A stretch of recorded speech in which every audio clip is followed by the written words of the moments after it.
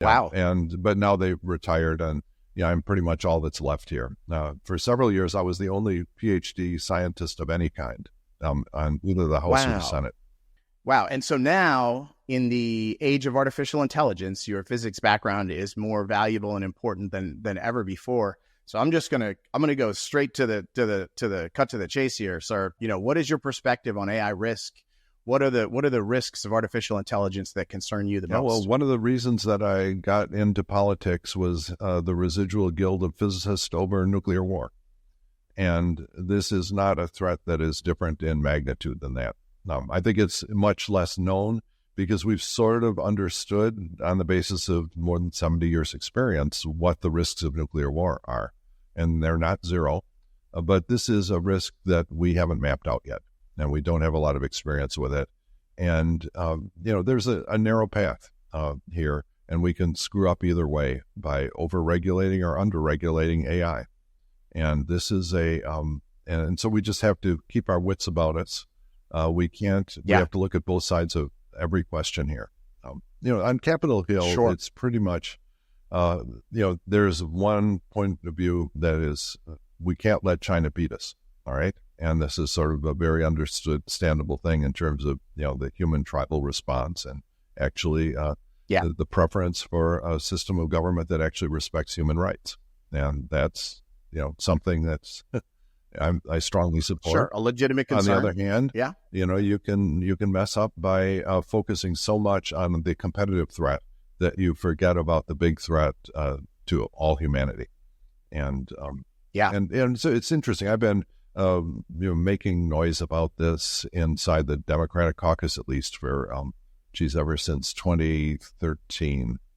When I returned to Congress. I first entered Congress in 2008 and then was lost in the Tea Party wave election, came back 2 years later. And during that time, actually, when you lose an election, you sort of go through this interesting, different phases of mourning. The first thing is, screw democracy and screw the people of Illinois. If they really don't want a physicist, then they can go find someone else. And so... But then you go down, you make a list of everything else you might want to do with the rest of your life. And number 2 on that list, behind trying to return to Congress, I was interested in using the webcam and neural networks to look into the student space and basically make an AI tutor. And now there are, dozens or probably hundreds of startups doing that. Yeah. But this was back in 2011, around 2011 when I was out of office. I actually, actually bought an NVIDIA card that I never powered up with the intention of using that for neural networks. And so, wow. And so, I've been watching this for a long time. The first time I ever remember thinking about it actually was back in high school. I watched on TV, one of the broadcast networks. They had a show about how IBM was using computers to design computer chips.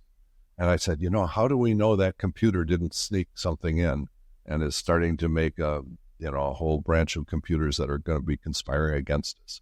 And, probably, 20, 30 years later, when I was actually using computers to design chips, one of the things I'm proud of is I've designed and built 10 integrated circuits, and everyone's worked the first time.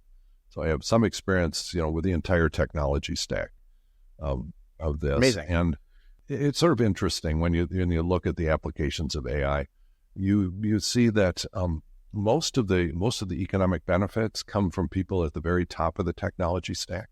That if it's all of the social media influencers that are, getting a lot of the economic rewards, not the people that design the chips and do the solid state physics at the very low levels of it. And it's sort of, and that's not new. It's sort of like movie stars, right? Right. It's not the people who designed the cameras and the film that got the economic rewards. It was the movie stars. Now Sure. it's or even the fame, and now it's the podcasters, right? Right. I'm still waiting for that, but we'll see. Nope. So let me ask you this, sir. When I like to talk to people about AI risk all the time, and I kind of walk them through my sort of standard outlook on it, I want to walk you through it and see sort of where you're on board, where you're off board. So I say to people, there are 3 things you need to know about AI: extinction risk. And that's where I sort of focus specifically. There's a lot of risks, obviously, but I'm mainly focused on extinction risk. We'll talk about some of the other ones. I say the first thing you need to know is that the makers of these models openly admit, and the world's leading outside experts agree, that they have the near-term future potential to kill us all. That this is just a fact, that this is like a fact that people don't really know, but this is what we're dealing with. Are you on board for that?